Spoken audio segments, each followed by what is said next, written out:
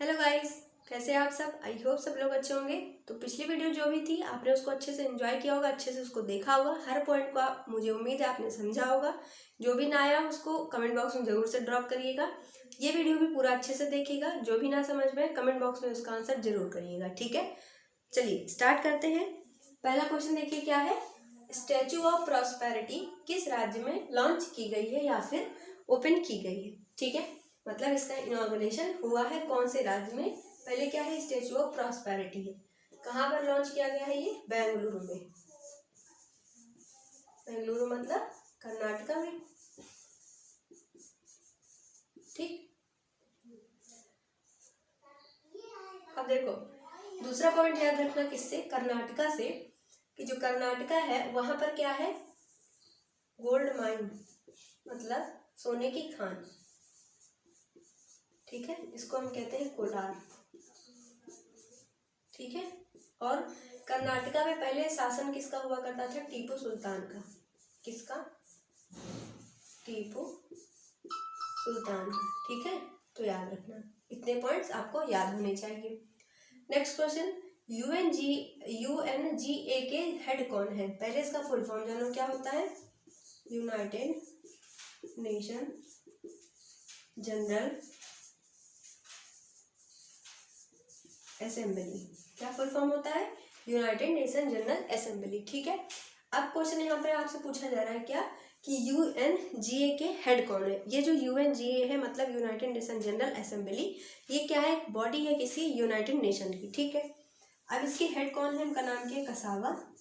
क्या नाम है इनका, कसावा। हेड तो पता होने भी चाहिए, लेकिन उसके साथ साथ उनका वो मतलब वो किस कंट्री के हैं ये भी आपसे क्वेश्चन पूछा जाता है।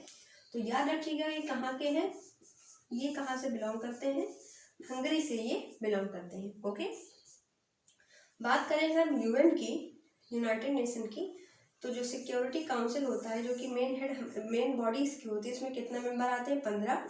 जिसमें क्या होता है, 10 नॉन परमानेंट मेंबर होते हैं, 5 होते हैं कौन, परमानेंट मेंबर।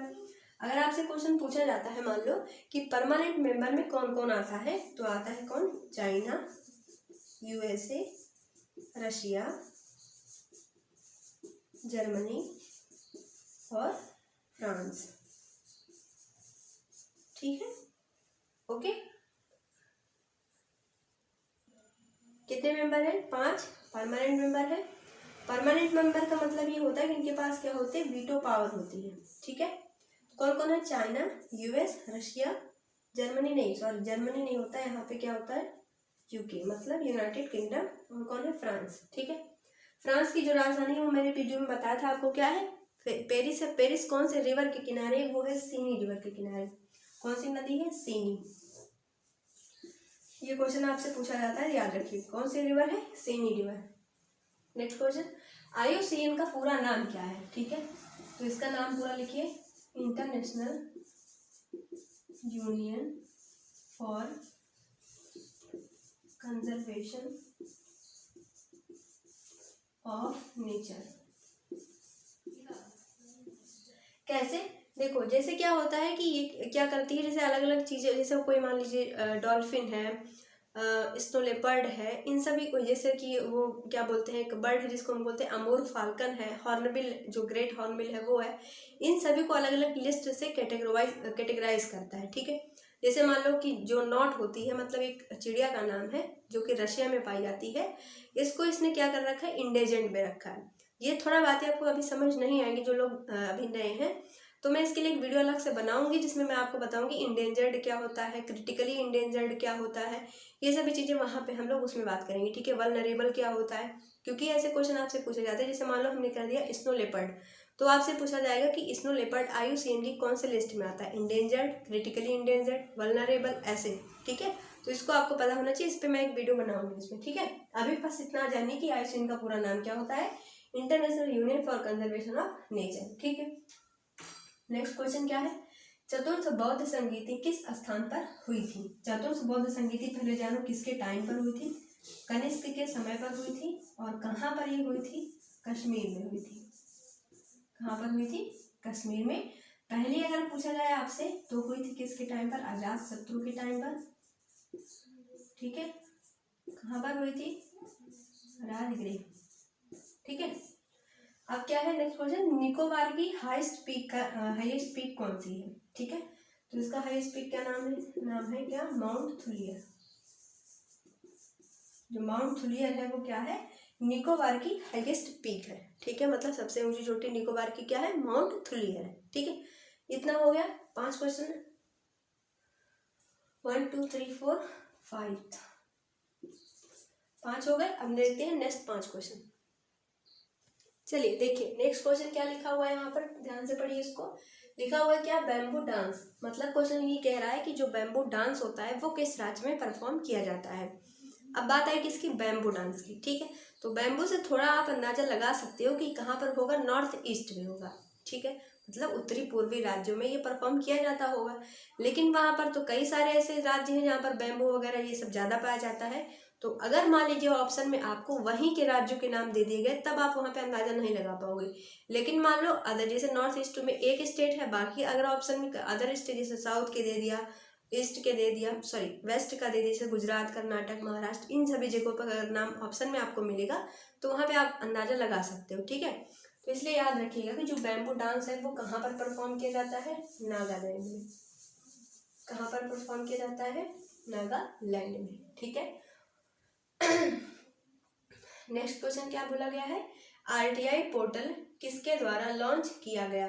तो ये लॉन्च हुआ किसके द्वारा, सुप्रीम कोर्ट के द्वारा, ठीक। सुप्रीम कोर्ट के लिए अगर आपसे पूछा जाए आर्टिकल नंबर कौन सा आता है तो 124, मतलब सुप्रीम कोर्ट के लिए अनुच्छेद क्या है, 124 है। सुप्रीम कोर्ट के प्रेजेंट में चीफ जस्टिस कौन है, जिसको हम कहते हैं चीफ जस्टिस ऑफ इंडिया, कौन है अभी प्रेजेंट पे, डीवाई चंद्रचूड़। कौन है, डीवाई चंद्रचूड़, ठीक है। इनको किसके जगह पर बदला गया है, किसके जगह पर बदला गया है, यूयू ललित जी के जगह पर बदला गया है, ठीक है।